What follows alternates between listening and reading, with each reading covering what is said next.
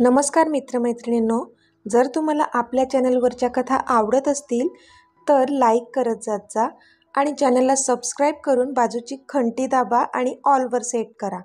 म्हणजे जेव्हा जेव्हा मी नवीन व्हिडिओ किंवा कोणतीही नवीन पोस्ट अपलोड करेन तेव्हा ती सगळ्यात आधी तुमच्यापर्यंत पोहोचेल. धन्यवाद. तर वळूया आपल्या कथेच्या पुढच्या भागाकडे. पण मॅडम त्याला एकटक बघत होत्या. एकतर सकाळीच त्याला पाहून आमची विकेट पडली होती. काय काय विचार येत होते मनात. आणि आता तो तिच्या इतक्या जवळ होता तर स्वतःच्याच भावना अनावर होत होत्या तिला. त्याच्या भारदस्त छातीजवळ तिचा चेहरा येत होता आणि त्याचा परफ्यूमचा सुगंध तिच्या नाकात शिरला आणि तो आता तिला वेड लावत होता. त्याच्या शर्टचे वरचे 2 बटन ओपनच होते आणि त्यामधून त्याची ती गोरी पान भारदस्त छाती दिसत होती. तिला आता तिथे हात फिरवण्याचा खूप जास्त मोह झाला होता. कधीपासून स्वतःवर कंट्रोल केला होता तिने, पण नाही, आता नव्हतं सहन होत तिला. शेवटी बुद्धीचं सोडून आता हृदयाचं ऐकलं तिने आणि एक एक करून त्याच्या शर्टची पुढची बटणं ओपन करू लागली ती. आता पुढे तिने एक एक करून त्याच्या शर्टची 2 बटणं ओपन केली होती, पण तिच्या तसं करण्याने तो मात्र कमालीचा अस्वस्थ झाला होता. त्याला कळत नव्हतं की त्याची चष्मीस हे काय करत आहे. युवी, व्हॉट आर यू डुईंग? त्याने हळूच तिला विचारलं, कारण तिच्या तसं करण्याने त्याची मती पण आता गुंग व्हायला सुरुवात झाली होती. पण तिने मात्र त्याला काहीच उत्तर दिलं नाही. ती फक्त त्याच्याकडे पाहून हसली.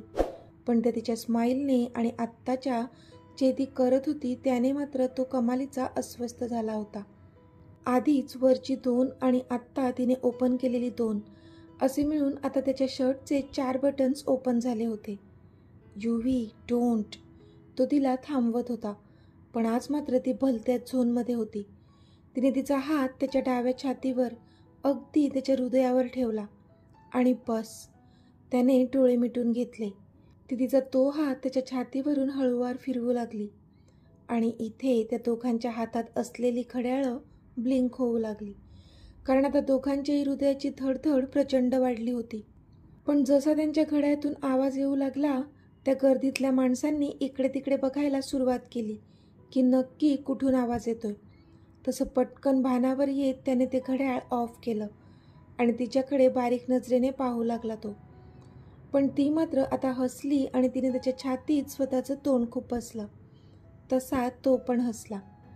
बेडरूममध्ये रोमांस करताना ती त्याला अडवत होती, पण इथे मात्र पब्लिकली त्याच्यासोबत रोमांस करायचा होता तिला. त्याला कळतच नव्हतं त्याची चष्मीसला काय झालंय. युवी, त्याने तिला आवाज दिला. तसं तिने नजर वर करून त्याच्याकडे पाहिलं. त्याने त्याचं बोट आधी स्वतःच्या ओठांवर आणि मग तेच बोट तिच्या ओठांवर ठेवलं. तसा सरसरून काटा आला तिच्या अंगावर, म्हणजे तो ह्या पब्लिक प्लेसमध्ये तिला किस करायला सांगत होता. दाद द्यावी लागेल त्याच्या हिमतीची.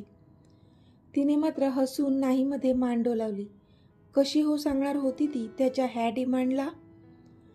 पण तिने नाही सांगितलं म्हणून तो अपसेट झाला आणि पुन्हा तिला विनवू लागला.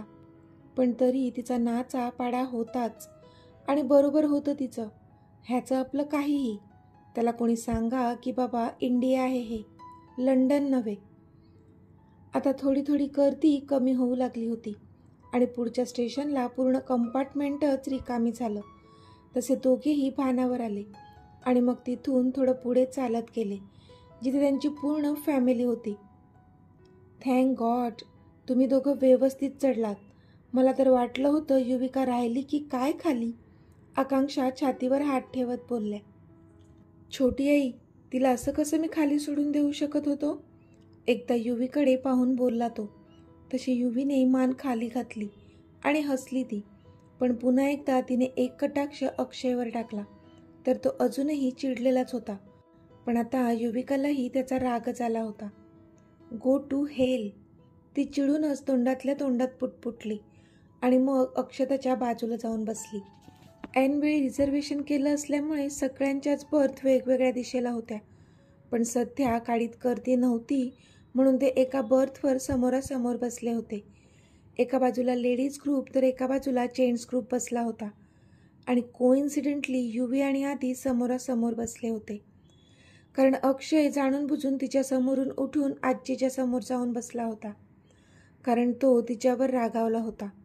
तिला पण ते जाणवलं होतं, पण तिला घंटा फरक पडत नव्हता त्याचा, कारण तिचा किंग ऑफ हार्ट तिच्या समोर बसला होता आणि सध्या तो तिच्यावर रुसला होता, तिने पब्लिकली त्याला किस न केल्यामुळे. आणि आता त्याचा रुसवा कसा काढावा ह्याचाच विचार ती करत होती.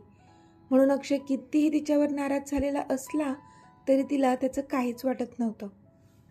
हे हाय परिणिती, रियांश बोलला. तू आत्ताही मला परिणितीच हाक मारणार आहेस का? परी डोळे गोल गोल फिरवत बोलली. तसा तो मात्र गालातच हसला. कोणीतरी मला सांगितलंय की फक्त माझ्या जवळची माणसंच मला परी म्हणून हाक मारू शकतात. तो पण तिची मज्जा घेत बोलला. हो मग तू नाही आहे का जवळचा माझ्या? तिने विचारलं. आता हे मला कसं माहीत असणार? तू सांग. तो मुद्दाम छळत होता तिला. ऋषी बास हा, तू जवळचा आहेस माझ्या, कळलं ना? ती बोलली. किती जवळचा? त्याने पुन्हा विचारलं. तशी ती शहारली थोडी. खूप जवळचा, अगदी माझ्या हृदयाच्या जवळ आहेस तू.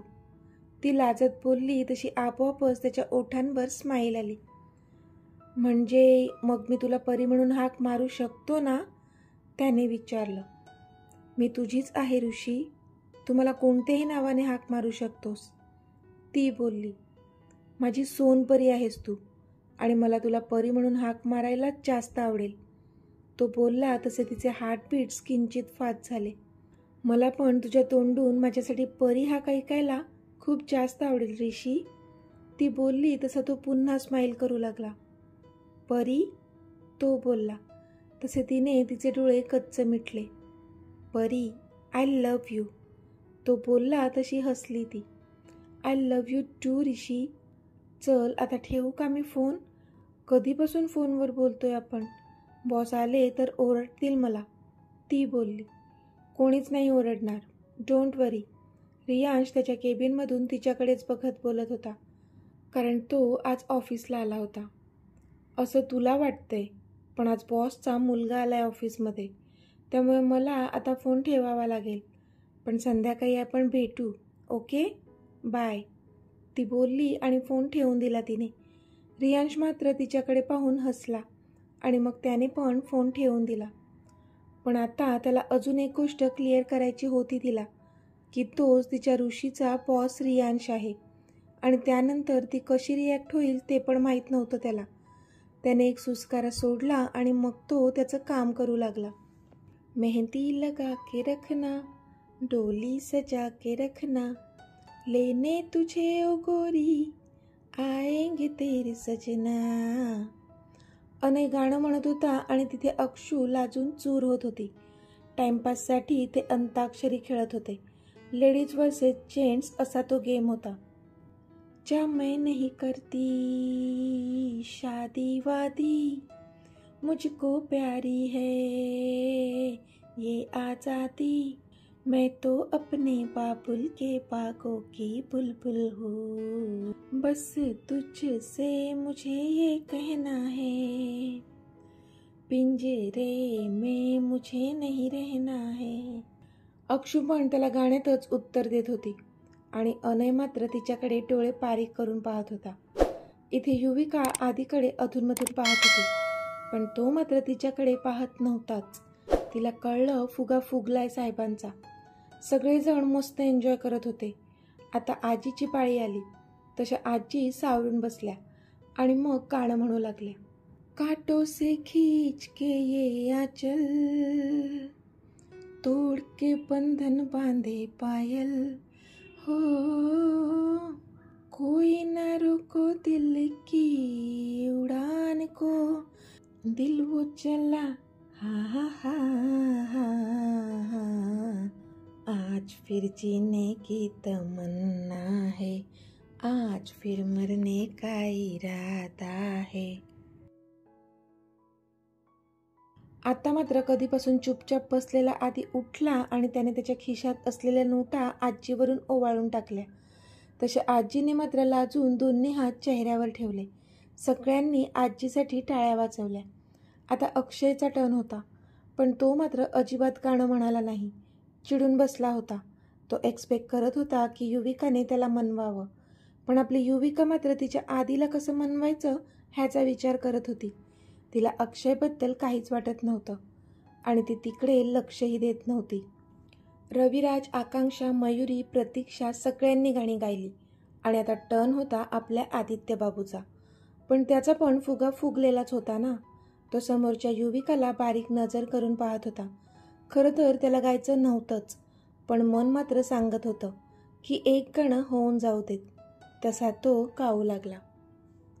इस कदर प्यार है तुमसे है हम सफर, इस कदर प्यार है तुमसे है हम सफर, अब तो जीते हैं हम बस तुम्हें देख कर, तुम्हारी हर अदा, तुम्हारी हर नजर, ये क्या कहने लगी, तुम्हें है क्या खबर. आधीचं गाणं म्हणून झालं होतं आणि युविका त्याच्याकडे एकटक पाहत होती. आता युविकाचाच टर्न होता. होठों पे बस तेरा नाम है, तुझे चाहना मेरा काम है, तेरे प्यार में पागल हूँ मैं सुबह शाम, जानम I love you, you love me, जानम I love you, you love me. पूर्ण गाणं म्हणेपर्यंत तिची नजर खालीच होती, कारण त्याच्याशी नजर मिळवू शकत नव्हती ती आता. ह्या क्षणी तिला खूप लाज वाटत होती. अक्षयने एकदा तिच्याकडे पाहिलं, पण ती खालीच बघत होती. मग त्याने नजर हटवली तिच्यावरून. सगळ्यांना वाटत होतं की ते गाणं अक्षयसाठी आहे, पण नाही, ते गाणं तर तिच्या सडूसाठी गात होती ती. हे फक्त तिला आणि तिच्या सडूलाच माहीत होतं. ते गाणं ऐकून इथे आधी मात्र गालातच हसला, कारण त्याने एक्सपेक्ट केलं नव्हतं की त्याची चष्मीस त्याच्यासाठी हे गाणं म्हणेन. गाणं संपल्यानंतर तिने नजर वर करून त्याच्याकडे पाहिलं आणि तिच्या काळजात थस्स झालं, कारण तो त्याची ती किलर स्माईल घेऊन एकटक तिच्याकडेच पाहत होता आणि नजरेनेच तिला घायाळ करत होता. तिने पटकनच नजर खाली केली, कारण आत्ता काही ती त्याला नजर देऊ शकत नव्हतीच.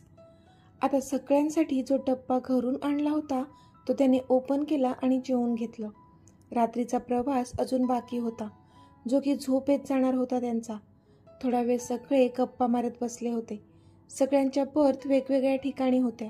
सगळेच गप्पा मारत होते, पण अक्षयला मात्र आता एक फोन आला आणि तो उठून बाजूला गेला. अक्षय, इतक्या रात्री कोणाचा कॉल आहे? आकांक्षांनी विचारलं. आई हॉस्पिटलमधून आहे, तुम्ही बोला, मी आलोच. अक्षय बोलला आणि बाजूला निघून गेला. मग सगळेजण पुन्हा गप्पांमध्ये रंगले, पण आदी आणि युवीने मात्र एकमेकांकडे पाहिलं, कारण त्यांना आतून वाटत होतं की हा कॉल नक्की दिव्याचाच असणार. हां बोल, अक्षय बोलला. अक्षय, तू का गेलास यार, मला खूप बोर होईल, समोरून दिव्या बोलली. तुला माहिती आहे ना मी इथे का आलोय ते? आदित्यवर मला अजिबात भरोसा नाही. त्याने जर आईबाबांना सांगितलं तर सगळं विस्कळीत होईल, तो बोलला. पण अक्षय, उलट बरंच आहे ना, तुझ्या घरी कळलं तर आपला रस्ता क्लिअर होईल, दिव्या बोलली. नो वे, घरी काहीच कळता कामा नाही, तो जवळजवळ ओरडलाच तिच्यावर. अरे पण, ती काही बोलत होतीच की त्याने तिला अडवलं. हे बघ स्वीटहार्ट, घरी मी सांगणारच आहे, पण योग्य वेळ आल्यानंतर, त्याच्या आधी घरी काहीच कळायला नकोय मला, तो बोलला. ओके, तू जसं म्हणशील तसं, ती बोलली. हे डिअर, मी हे सगळं आपल्यासाठीच तर करतोय ना, ट्रस्ट मी, तो बोलला. आय ट्रस्ट यू अक्षय, ती बोलली तसा तो ओठांच्या कोपऱ्यात हसला.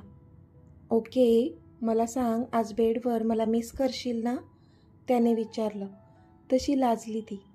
खूप जास्त मिस करेन मी अक्षय, तू लवकर ये प्लीज, ती बोलली. हो येईन मी लवकर, चल बाय, लव्ह यू, तो बोलला आणि त्याने फोन कट केला आणि तो तिथून निघून गेला. इथे त्या कंपार्टमेंटच्या मागच्या बाजूला उभं राहून युविकाने त्याचं सगळं बोलणं ऐकलं होतं आणि आता तिला त्याचा भयंकर राग तर येतच होता, पण घृणा पण वाटत होती तिला त्या माणसाची. डिस्गस्टिंग, ती बोलली आणि तिथून निघून जाऊ लागली. पण थोड्याच अंतरावर तिला आदित्य साईडला पाठ टेकून उभा असल्याचा दिसला. तशी तिची पावलं तिथेच थांबली. What happen? तिला डिस्टर्ब झालेलं पाहून तो बोलला. तशी तिने नाहीमध्ये मान हलवली. युवी, सांग मला काय झालंय, त्याने विचारलं.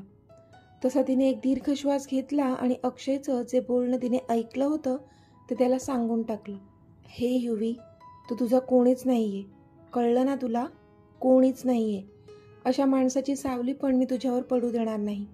त्यामुळे तो काय बोलतो, काय करतो ह्याच्याशी आता आपल्याला काहीच घेणं देणं नाहीये. ओके? म्हणून तू त्याचं बोलणं ऐकून स्वतःला त्रास करून घेऊ नकोस. आता त्याच्यामुळे तुला कोणताच त्रास झालेला मी सहन नाही करणार आहे, तो बोलला. त्याच्या डोळ्यात तिच्यासाठी असणारी काळजी तिला स्पष्ट दिसत होती. पण आधी, तो माझा आत्तेभाऊ आहे. आम्ही लहानपणापासूनचे मित्र आहोत. मग मला त्रास तर होणारच ना, ती बोलली. लहानपणीच्या आता कोणत्याच गोष्टीचं भान त्याने ठेवलंय का? मग तू का विचार करतेस एवढा? मला वाटतं आता तू फक्त आपल्या दोघांचा विचार करावा, म्हणजे तू खुश राहशील, तो बोलला. तशी आपसुकच तिच्या चेहऱ्यावर स्माईल आली. येस, यू आर राईट आदी, ती पण बोलली. तसा हसला तो. लेट्स गो, तो बोलला आणि मग आधी ती आणि नंतर तो असे ते दोघे आत गेले. आता सगळेजण झोपायला जाऊ लागले होते, पण सगळ्यांच्या बर्थ वेगवेगळ्या ठिकाणी होत्या. सगळेजण इकडे तिकडे विखुरले होते. युविकाची बर्थ पण दुसरीकडेच होती, त्यामुळे आधी पण नाराज झाला होता. त्याला वाटत होतं की तिची बर्थ आपल्या शेजारी असावी, पण नव्हती, म्हणून तो अपसेट झाला होता. शेवटी सगळेजण झोपून गेले, पण इथे आधीला मात्र झोप लागत नव्हतीच. एकदा तिला पाहावं असं वाटत होतं त्याला. कंपार्टमेंटमधल्या सगळ्या लाईट्स ऑफ झाल्या होत्या आणि फक्त मधली लाईट तेवढी सुरू होती. त्याने घड्याळात पाहिलं तर 1 वाजला होता. तो तसाच त्याच्या जागेवरून उठला आणि चालत पुढे गेला, पण सगळेजण अंगावरून पांघरून घेऊन झोपले होते. त्याला कळत नव्हतं युविका कोणत्या बर्थवर होती. तो शोधत जातच होता की अचानक त्याच्या कॉलरला हिसका बसला आणि कोणीतरी त्याला खूपच जवळ ओढलं. त्याच्या गुलाबी ओठांवर ओठ टेकून एक टीप किस केला तिने त्याला. आधी तर डोळे मोठे करून पाहत होता, पण त्याला कळायला वेळ लागलाच नाही की ती तीच होती, त्याची चष्मीस, कारण तिच्या ओठांची चव तो ओळखत होता. तसा तो पण तिला तेवढाच प्रतिसाद देऊ लागला आणि दोघेही एकमेकांमध्ये अगदी गुंतून गेले. तर मित्रमैत्रिणींनो, आजचा भाग तुम्हाला कसा वाटला ते मला कमेंटमध्ये सांगा आणि जर आवडला असेल तर व्हिडिओला लाईक करा, शेअर करा आणि चॅनलला सबस्क्राईब करून बाजूची घंटी नक्की दाबा. चला तर भेटूया आपल्या पुढच्या भागात. तोपर्यंत धन्यवाद.